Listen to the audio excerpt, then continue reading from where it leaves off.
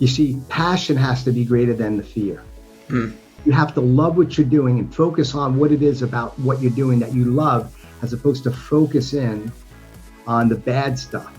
If every time you pick up the phone to do a cold call, if every time you gave a presentation, instead you were focusing on rejection and failure and losing, and instead of focusing on the win, the feeling of that exhilaration, how are you going to serve that client who needs you to win? The byproduct of your success, the juice that's a byproduct of it. And you focus on that, it gets you your head out of yourself and on those who you're serving, and on the joy and the bliss of life, which truly drives people. Have you ever heard the phrase becoming the best version of yourself? Yeah, me too. But what does that even mean, and how do we become that person? I'm here to help you navigate through those questions and come up with actionable steps in order for you to live your best life. We've got to discover what we want. We've got to figure out a plan on how to get there, and then we have to go. We can't just sit and wait any longer. Life won't wait on us. So come join me on this constant journey to become the best version of yourself and to find your best you. I'll see you on the other side. All right, what's up, everybody? Welcome back to Nick Carrier's Best You podcast. I'm fired up for today's interview. I have a legendary, decorated fighter pilot, a Hall of Fame speaker, a best-selling author, and performance coach with me today. So I appreciate Lieutenant Colonel Rob Waldo Waldman for spending the time with me today. Thank you so much. You got it, Nick. Great to be here, bro.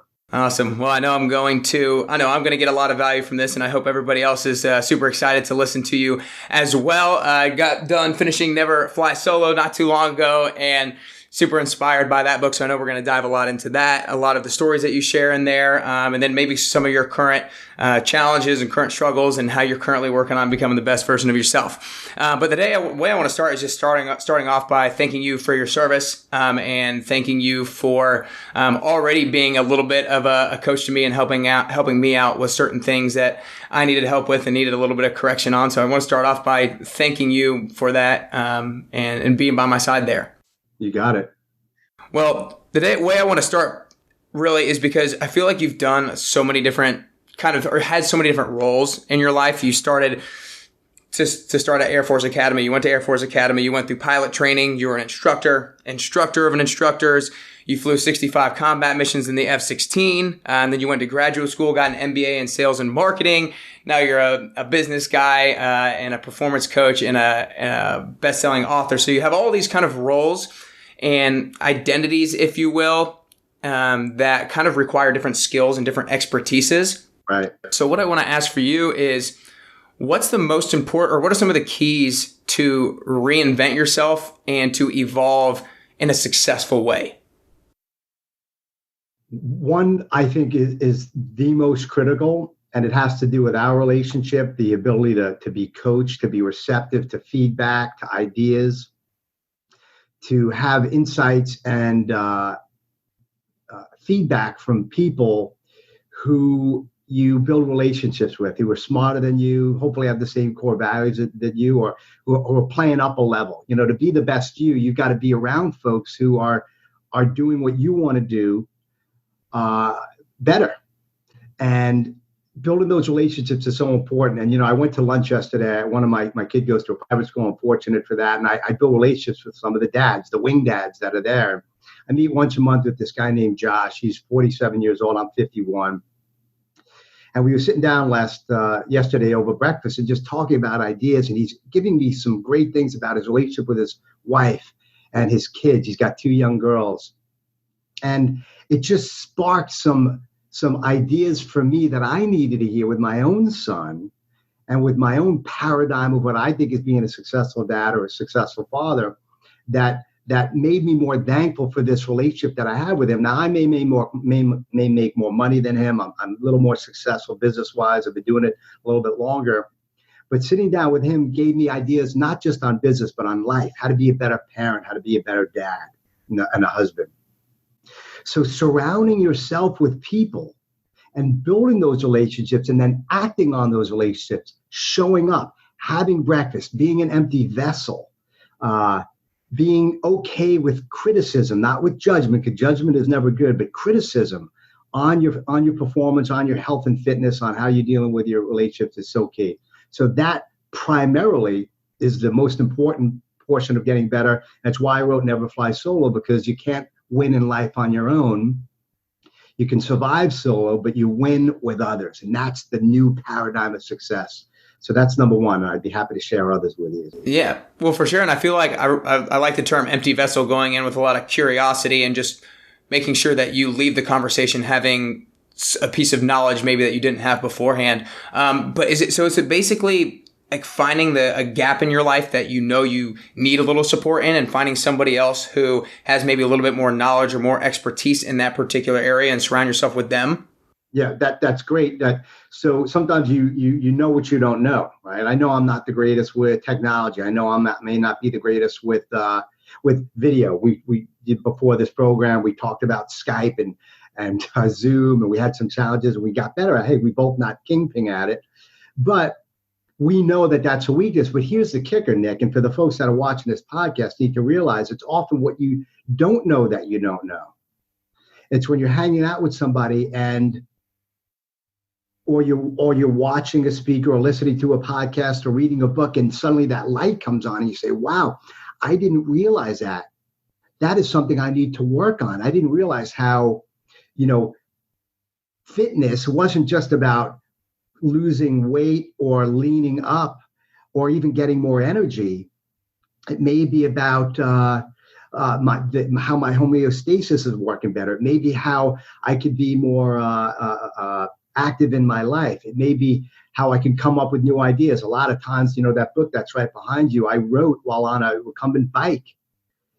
Heart rate's up, sweat's coming out, 124 to 128 beats per minute, enough to keep me burning some calories. But my ideas are stimulated, not just in the shower, but on the bike. So fitness, ideas, walking, creativity. I didn't know that you could come up with ideas and why fitness was so important. So that's just an example. And how we often don't see those blind spots in our life. But when we have a wingman or a wingman who sees our blind spots, who calls them out and says, Nick, man, I noticed that you're really great and you're really in great shape, but I also see you're eating a lot of fats, or you still are able to whatever. Maybe it's because your age or whatever. But bottom line is being receptive to those ideas, and then ultimately acting on those ideas, and not just BSing about them. Taking action is the key. Do you think that those are the best ways to get your blind spots revealed to you, simply through other people? Or are there other ways that you can try to actively seek out what those blind spots are so you can find the different areas that you need to improve in? Yeah, and it's all about soliciting feedback. And some people are very good at getting that feedback and saying, hey, Nick, what do you got for me? We just flew today. For example, as a fighter pilot, we'd fly. Part of the standards in the squadron was we would debrief. And we take off our name tags and take off our rank, and we'd go through this debriefing and bruise each other's egos, and the gloves would come off. We were there to grow. It was combat, right? And training. If we were just kind of complacent and afraid to tick each other off, we wouldn't succeed. So that was a standard in that squadron. And in my life now, as I mentioned before, I'm very open to feedback. Criticize me. Tell me what I'm messing up. Tell me how I could be better. But guess what? In life, Nick, some people aren't like that, right? Some people, you got to marinate the steak of feedback. You got to be very sensitive to other folks. Be very tactful. Mm-hmm. And I truly believe that if you want to be a peak performer, you've got to get rid of that shield, that ego, that defensiveness, and be open to an ask, please, bruise my ego, piss me off, make me humble, and go back and say, wow, that conversation didn't feel really good to me. Nick called me out. Dana called me out because I was being a butthead, or I could do better than that. They want what's best for me. Mm-hmm. Thusly, I'm going to listen to it and then take action on it. What I mean it is not just taking action on what they said, but also doing research on your own and really digging into some of those blind spots that you can help. And then using the internet, using podcasts for those people watching this or listening to this. They realize there may be a blind spot in their life, or they're doing great and want to do even better. Mm-hmm.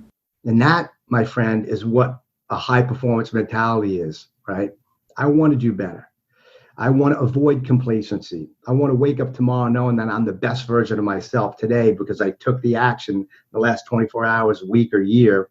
And I want to see incremental steps in my growth through my revenue, through my relationships, through my self-confidence, or whatever it is that you're working on. Mm-hmm. Do you really think it is like a mindset? I want to stay on here just a little bit because I think that this skill set is something that's so important for everybody to be able to develop in order to get close to the best version of themselves and just be the best at whatever they can, at whatever it is they're trying to be the best at, is to be able to take the feedback in the right way possible and not feel like it's a judgment, but feel like they're actually giving them constructive criticism. So do you think the best way to like switch the mentality is getting a lot of practice doing it, or is it like switching the mindset? Because I do feel like it's a skill set that has to be practiced and developed. Oh, yeah. It's got to be practiced. You've got to be used to failing, number one. Realizing that, your best self today may be because you took a risk, stepped out of your comfort zone, tried something new and failed at it miserably. You try to start a podcast, doing a business. Maybe you join Orange Theory Fitness, where you're a coach, right? I joined 3 months ago. I've been getting up at 5:30 to take the 6:15 class. Normally he's doing a 7:31 a little later. I said, you know what?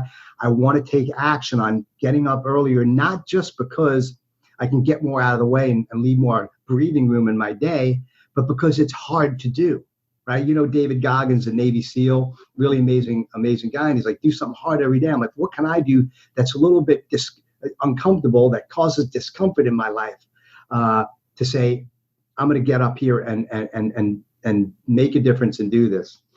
So you've got to practice being uncomfortable through your own accord, through the actions that you're taking. You've got to be used to getting feedback from others, being humble. If you're in sales, guess what? The best way to deal with rejection is get used to rejection on the phone. Right. Get used to people saying no. Learn your rebuttals. And the other thing about getting better that I wanted to talk about, and this is a perfect tie into this, Nick, is preparation. Is if you want to be the best version of yourself, doing a speech, doing a cold call, delivering a presentation, maybe even getting on a podcast. You saw we took a little time to set up this room to have better lighting. I want to be the best version of myself for you so you can provide value to your clients. Is we've got to leverage technology. We've got to use it. We've got to prepare for the mission. And I think the reason why most fighter pilots were confident when we flew, even though we were getting shot at on missions, is we studied the threat. We knew the technologies. We practiced with each other. We called each other out. We knew who our wingmen were. And that builds confidence as well because you're not doing it on your own. And essentially, we weren't winging it. Mm-hmm. And if you find yourself winging it in life and anything that you do, even if it comes to health and fitness or sales or business development or your conversations with your kid or your spouse, and you're not practiced, if you're not researched, if you haven't chair flew it, rehearsed it in a chair and flew the mission mentally, even pointing out the switches, you're going to lose that confidence. And so fear is a byproduct not only of a mindset, but it's also because of a lack of preparation. When you put in the time, when you study, when you prepare, understand the contingencies that can go on, that'll also allow you to be the best version of yourself and be more confident when you're trying something new or dealing in high pressure situations. Right. I'm glad that you brought up the chair flying, because that was one of my favorite parts of it. In terms of the preparation, I think that's one of the reasons that I don't like when people use the phrase fake it till you make it, because I think there's probably an application towards the phrase, but I think a lot of people maybe use that as an excuse that I don't need to prepare as much because I can just fake it till I make it, sort of a thing. But I want to dive a little bit deeper into the details of like preparation before going on a mission, and tell me a little bit about kind of what that looks like in terms of how specific y'all get, how you analyze basically any particular thing that might be able to happen. So I guess just talk about what's the most important aspect of preparation going into a high pressure situation. Well, number one, I'll go through kind of a few steps here. First and foremost, you need an objective, right? A high but achievable goal. Mission objective. What is it that I'm trying to accomplish today on this mission? What is the end goal? What is the target, right? Does everybody on the team understand that target? And it's got to be a challenging, compelling target, right?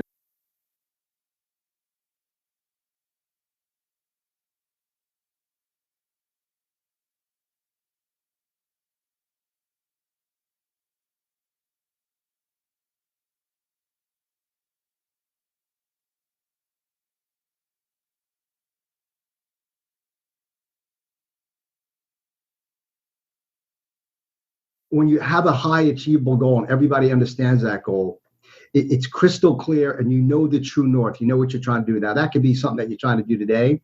It could be something that you have a business objective. What are my revenue goals for the month, the year? What are my fitness goals? Hey, I'm running a mile in 9 minutes now, and I want to run it in 7.5 within 6 months. Set a timeline, set an objective, make sure that it's understood. Don't be vague. Some buddies that I know were trying to achieve revenue goals, and they said, I want to increase from last year. I'm like, well, how much more do you want to achieve?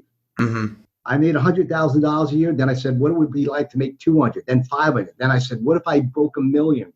I made it a reality. And guess what? You create it in your mind first. You succeed in your mind first, and then you make it happen. Look, this is what I did on my combat missions, and this is what we did in our mission. So set an objective, make sure it's clear. Last thing, you also have to be relevant with your tactics and tools. Based on that target, the sales individual or the sales that you want to achieve, the person that you want to call,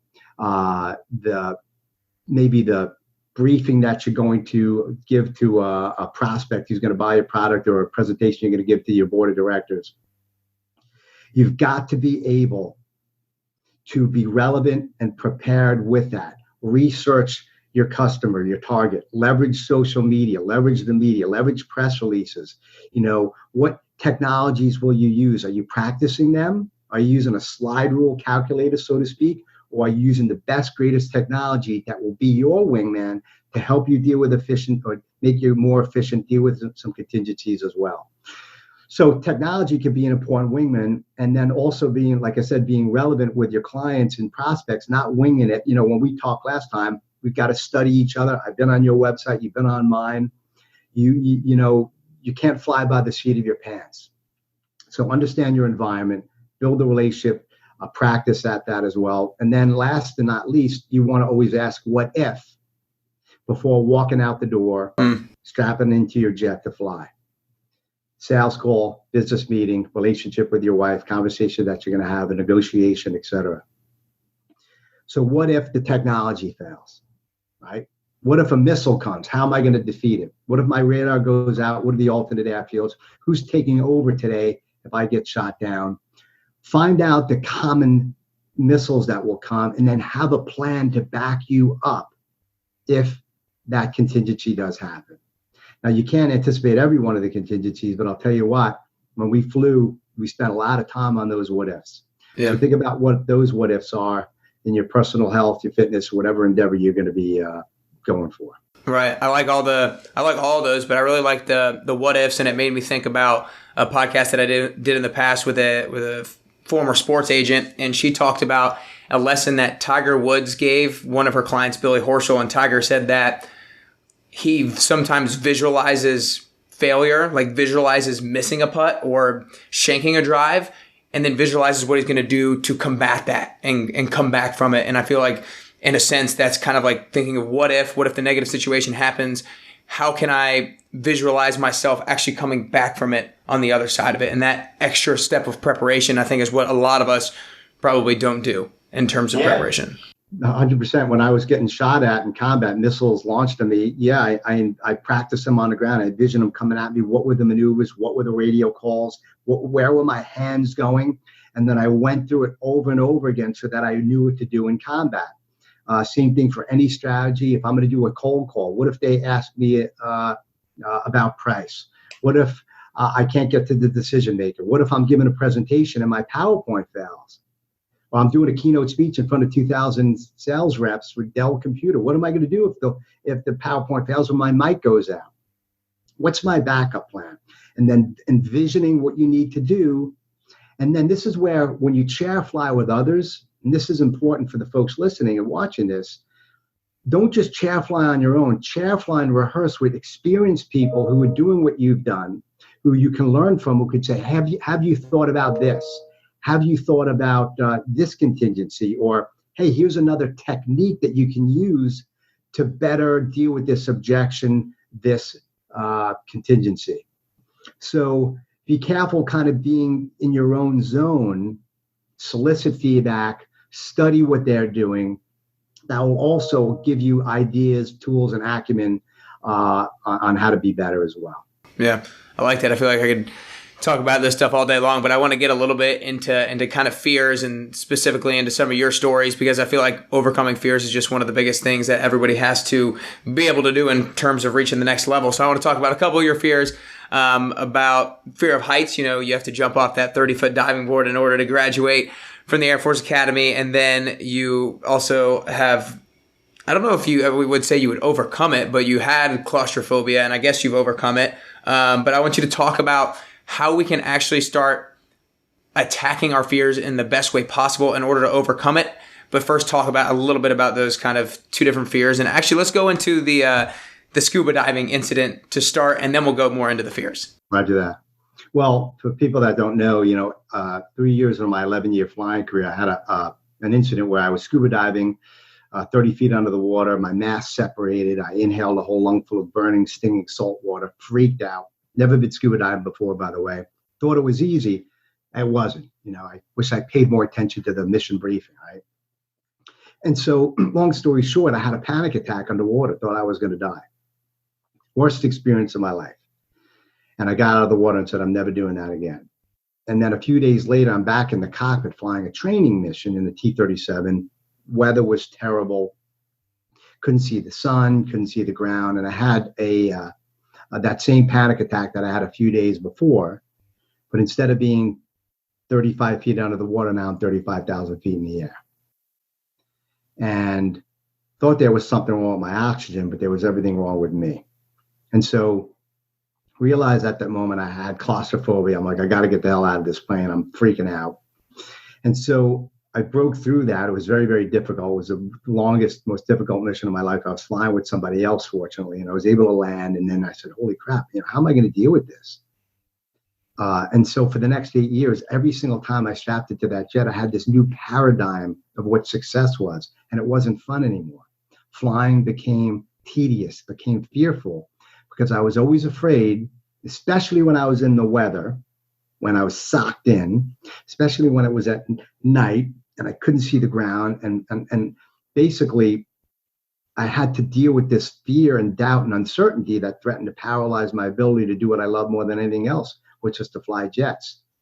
So I was constantly facing my fears. And and I could talk a lot about this, but it got easier and easier because I pushed myself into that discomfort zone, got out of my head, focused on my team, practiced going through these anxious moments and breathing well. I figured out new techniques, and your mind can't think about two things at the same time. So as long as I was thinking about my students, as my wingman, got out of my head and became present, it became easier and easier. And so my point is, you're always going to have these fears and phobias. I will never get rid of claustrophobia. It will always be there. And I can get myself into a claustrophobic panic attack right now if I put myself in the right position. By the way, flying on the airlines was even tough for me for a while. But I'm able to do it now because I've rehearsed it and lived it and broke through that fear barrier. And what I've learned is that resilience that you build by going through those tough times, it pushes you to be your best self. It pushes you to go deep and find out why you jump into your jet every day to fly. You see, passion has to be greater than the fear.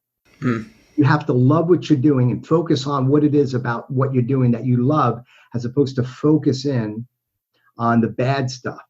If every time you pick up the phone to do a cold call, if every time you gave a presentation, instead you were focusing on rejection and failure and losing, and instead of focusing on the win, the feeling of that exhilaration, how are you going to serve that client who needs you to win? The byproduct of your success, the juice that's a byproduct of it. When you focus on that, it gets your head out of yourself and on those who you're serving, and on the joy and the bliss of life, which truly drives people. And so I became stronger and more resilient. It gave me the confidence to attack other things in my life, maybe not claustrophobia, maybe starting my business, maybe investing in new technologies and a new teammate. It got me to do things with my fitness and my personal health that really pushed me to be better. And so when you think about those challenges, those obstacles that come in your way, you've got to think about what it is that you're fighting for, who needs you. Realize that on the opposite side of that fear is where growth is. Right. On the opposite side of that fear is where life is. And if you want to grow, if you want to be a peak performer, if you want to be better than you were yesterday, face those fears, dive in, have those panic attacks, and then grow from them. And those calluses of character will make you become a more confident, more resilient, more high performing you. Yeah, I like that, the calluses of character part. I think that basically the couple things we've already discussed, I think a big step is realizing that it is a practice and it is something that you have to develop, because I think a lot of people and a lot of us sometimes think like, once I'm not afraid of this anymore, once I have this particular skill, once I have this expertise, we think it's just going to like happen overnight. It's like, no, you actually have to intentionally work on maybe developing that particular skill by attacking small fears early on and building some of those calluses early on, and just trying to be able to turn that into facing bigger fears over time, because it's not going to happen overnight. If you truly want to grow, if you truly want to be a better leader, better business person, better spouse, better in the gym, if you truly want to be better, you got to put yourself through those fearful moments. If you look at fitness, I have a saying, pain leads to peace. Pain leads to peace. And you, as such a fitness guru as you are, when you're pushing yourself, when you're sweating, when your heart rate is at 160 something, probably for you it's probably 200 because you're a lot younger, right?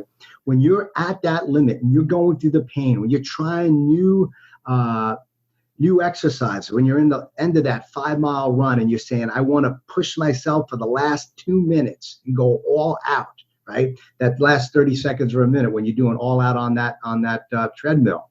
And you're going through the pain, and you see you're at 99% on there, and you're in the red zone. Yeah. When you're done with it, and your heart rate comes down, you said, I conquered that. And the endorphins take over, and your mindset says, I defeated that. I felt uncomfortable. I hated it. It was painful. But now I'm at peace because somehow, somewhere deep inside me, I broke that barrier, and I feel more peaceful and more blissful and more confident, whatever it is. So the byproduct of those painful moments is something that you can't necessarily put your hands on or a mind around. You can't wrap your mind around it, but it's a deep, often subconscious sense of fulfillment that you get. So when you're trying to get better, expose yourself to these. Even if you fail, even if you can't, you drop down the treadmill and you lower the speed for the last 30 seconds. At least you'll say, I went there, I came close to it, and I'm going to get better tomorrow, and I'm going to keep pushing up the throttle.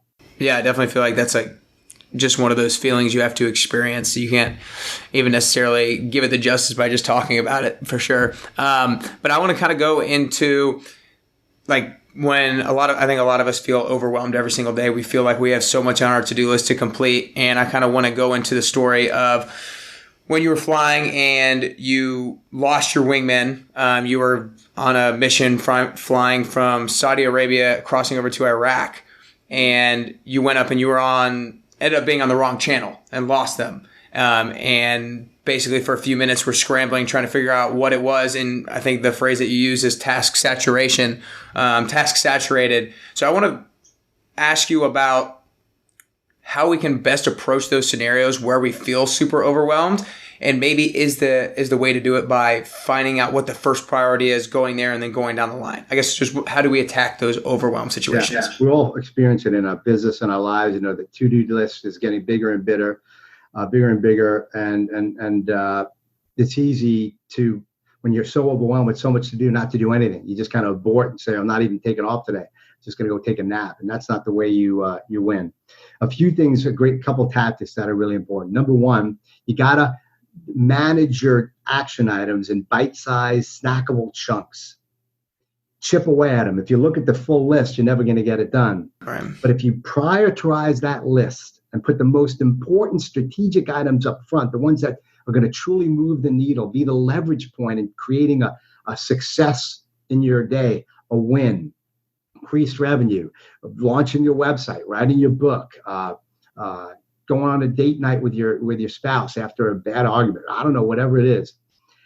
Prioritize them and then have that list down. I believe in old school ways, checklists, items, a piece of paper that you can check off, visible in front of you.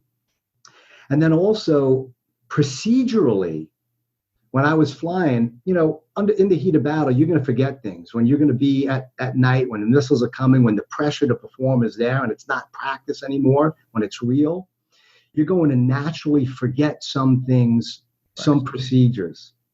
You're going to forget to turn your radio frequency like I did. You're going to tune in the wrong way. You're going to have an engine failure, and you may forget an item that will help you solve that engine failure and get that engine restarted. And so we have checklists in the military. We open up that checklist under the gun and we start reading through it. We memorize a bunch of the critical ones, right? Because you may not have time to open up the checklist. But then we start looking at that checklist and checking off the items. Did I check the bulb? Did I check my comm frequency? Where are my switches? Did I call out on the radio? Did I ask for help? And I go through those steps. So if you're in a pressure situation, when you're overloaded, if you're about to do those type of things, have a checklist item that you can refer to and mark it off so you don't forget those things. It'll help you deal with the pressures and change. And then also important thing is when you're overloaded is to be able to ask for help. Who can you delegate to? Many solopreneurs, many businessmen and women, many folks are afraid to ask for help because they think it's a sign of weakness. They don't want to come across as vulnerable to their peers, their partners.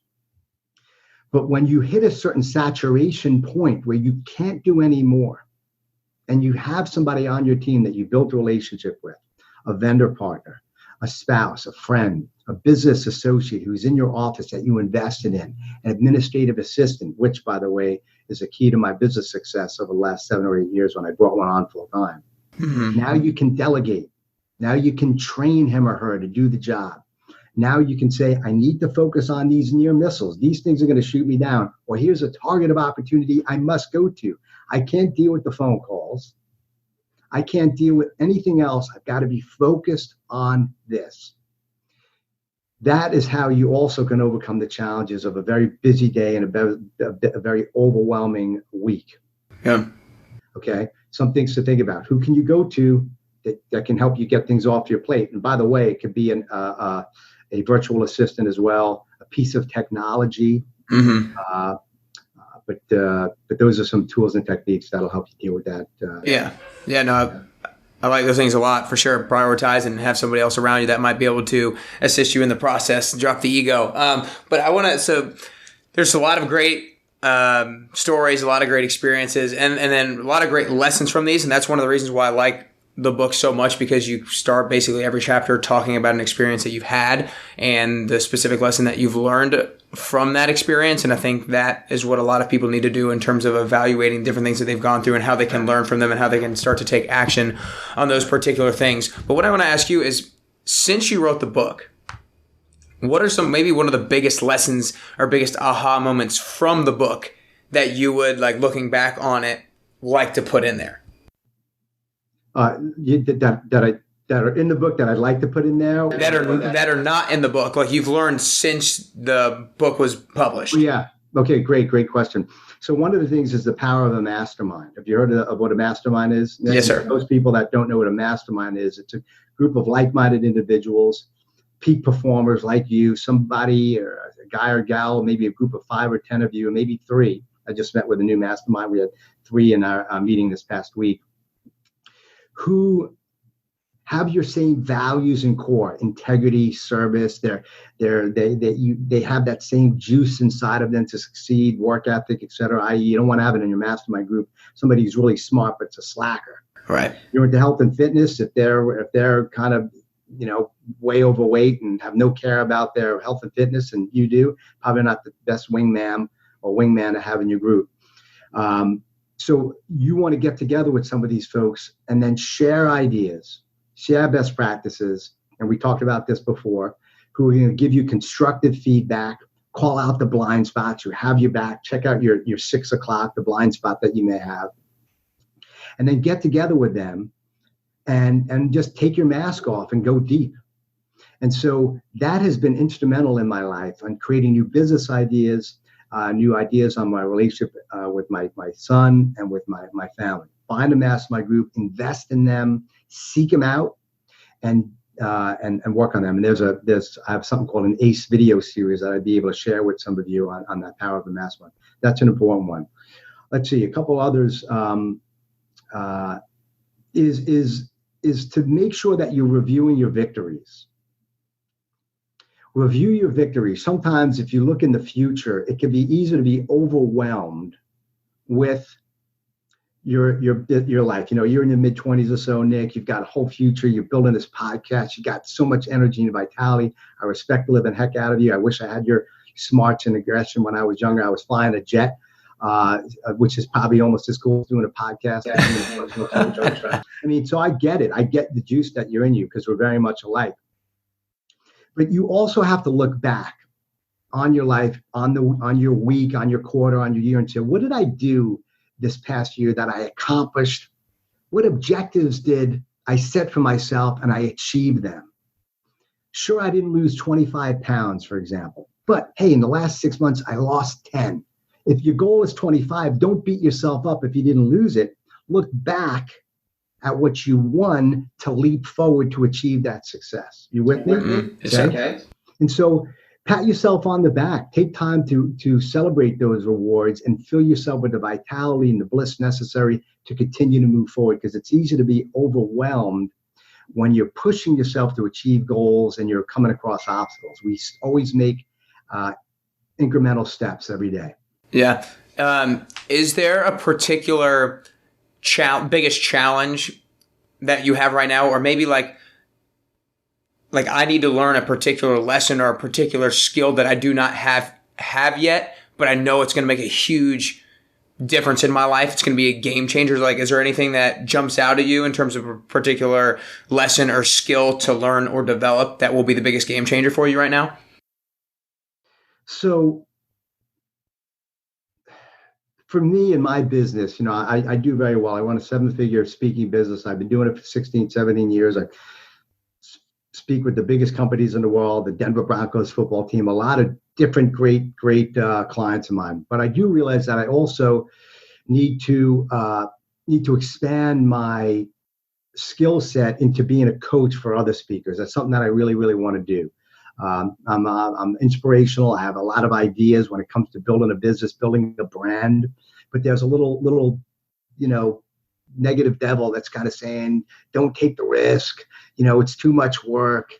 And so I've got to overcome that and put in the hard work and prepare and start building that vertical in my business so that I can go out there and do that. So it isn't necessarily a skill set for me as much as it is making a commitment and then rallying a team. You know, Tarver's in my office right now. He's my marketing guy. He's shooting video with me today. He's an important asset for me to build that vertical business channel, to get out of my comfort zone of being just a speaker and a leadership coach to coaching other speakers and creating this new business opportunity. And why? Because it excites me. Yeah. I love teaching people about business, about success, in particular speakers who are like me 15, 20 years ago, who didn't have a clue about the profession and somehow came out of the gate, practiced what I learned as a fighter pilot, as a business person to win. So that's one thing. And it's really investing tactically and strategically in the right people who can help me take that step. Yeah. Like the book says, you never fly solo. You always got to have other men and women on your team to tighten up your jet, to fill it with fuel, to call out the threats, the radar controllers, and to help you hit the target and win.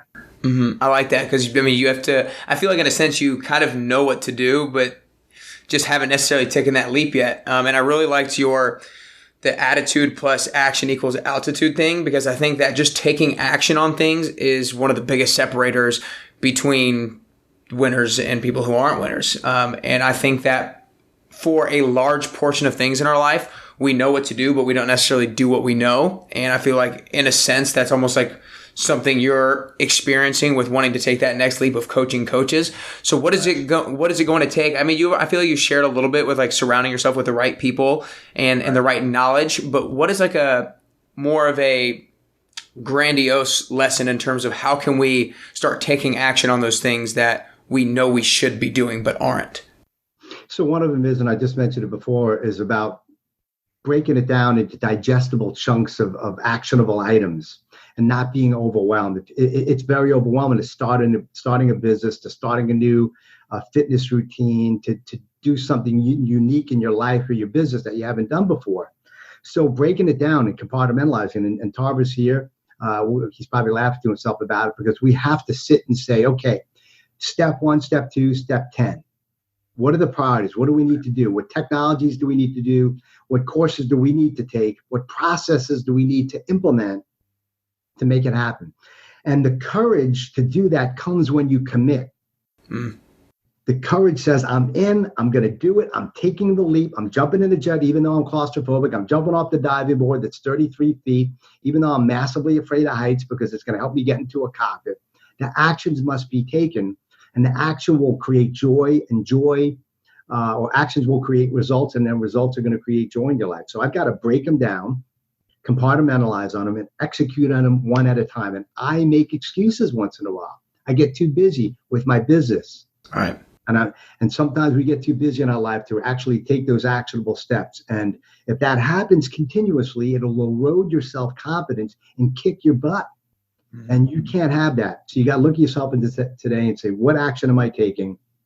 I'm going to bite into that, eat the frog, as you heard that expression before, and do the tough work and sweat. You know, we have a saying in the military: the more you sweat in peace, the less you bleed in battle. That's in my book too. You got to sweat. You got to take action. You got to put the work in, and the work will lead to results. Yeah, I love it. Well, before I get to the last question, I want to make sure I respect your time, but I want to acknowledge you first for really your consistency, or how you kind of show up, from everything that I've been able to see and study about you, from the videos, from your book, from just our few interactions. You've showed up exactly how you've kind of preached to others the right way to show up, in terms of you've already helped me in a number of ways in terms of advice and how I can start improving myself and moving forward. And I think that's one of the things that you talk about a lot. You talk about asking for help, but you also have to lend a hand too. And you didn't have to spend the time with me here today. Like you said, you run a 7-figure speaking business, but you took the time to lend a hand to me and be a little bit of a mentor and give me some advice. So I want to acknowledge you for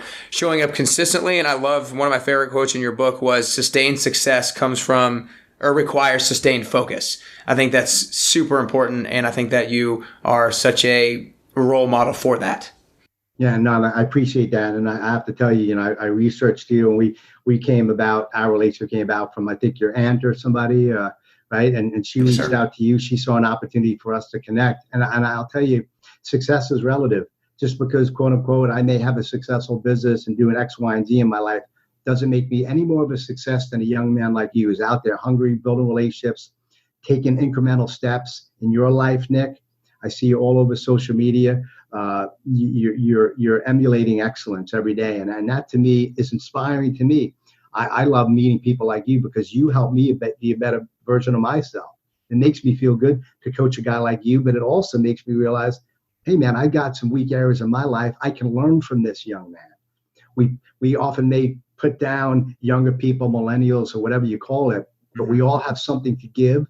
We all have to be open to a new paradigm of success in life. If we do that by building relationships, and not just with seasoned mentors who've been there, done that, but also from the young guns like you, have different ideas and different energy levels and different paradigms of success. So to me, it's a win for me as well. And I honor that coming from you and getting to know a sharp top gun like you. Well, I appreciate it. Well, everyone, make sure you go get this book, Never Fly Solo. And I want to make sure you get the chance to allow everybody to go find you, see what you're up to and everything like that. So where can people support you, your foundation? You mentioned the ACE program, and different things like that.